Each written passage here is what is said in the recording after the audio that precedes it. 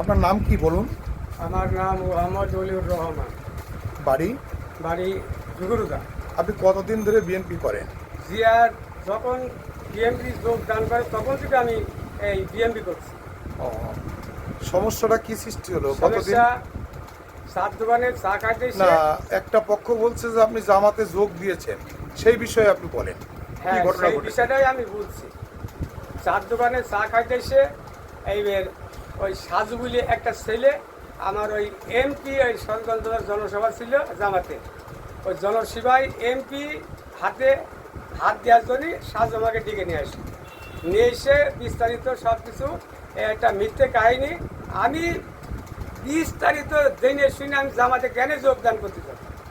আমি তো সারা জীবন আমি বিএমপি করি, কিন্তু এখন আমার বাজার ঘাটার কোথাও মুখ দেখানোর ক্ষমতা নেই। কারণ আপনাকে জোর মানে এনেছে দেখানোর জন্য, তাই না? দেখানোর জন্য। তারপরে সে এসে জামাতে যোগদান করার কথা বলে হ্যাঁ। আপনাকে মাইকিং এ বেশ সৃষ্টি করলো, তাই? ছবি টবি তুলে নিয়ে এখন আমার এই বাড়ির কাছেও অপমানী অপদস্থ, আর বাড়িতে আমার থাকার ক্ষমতা নেই। ছেলে আমার নিজস্ব বউ সবাই আমার আমি একেবারে একটা জঘন্য পাত্র হয়ে গেছি। ও, তাহলে তো আপনি জামাতে যোগ দেননি ইচ্ছাকৃতভাবে। অসম্ভব অসম্ভব অসম্ভব।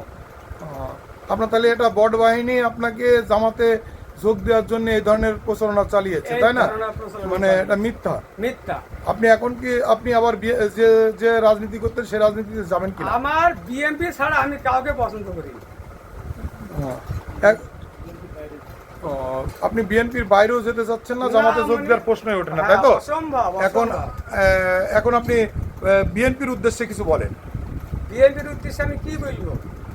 ভোটের মাঠে আপনি বিএনপি সক্রিয় থাকবেন কিনা সেরকম? আমি আমার বিএমপির জন্য আমি জান দিতে রাজি আছি, তবু বিএমপি ছাড়া আমি কিছু বুঝি না। তারপর এখন আপনি আবার স্বপদে অর্থাৎ স্বদলে আবার ফিরে আসতে চাচ্ছেন, অবশ্যই। যেহেতু আপনি জামাতে যোগ দেননি, একটি ভোট বাহিনীর কারণে যোগ দিয়েছেন, সেই কারণে হয়তো বা এই ঘটনা ঘটেছে, তাই তো? হ্যাঁ হ্যাঁ। আচ্ছা, ধন্যবাদ আপনাকে।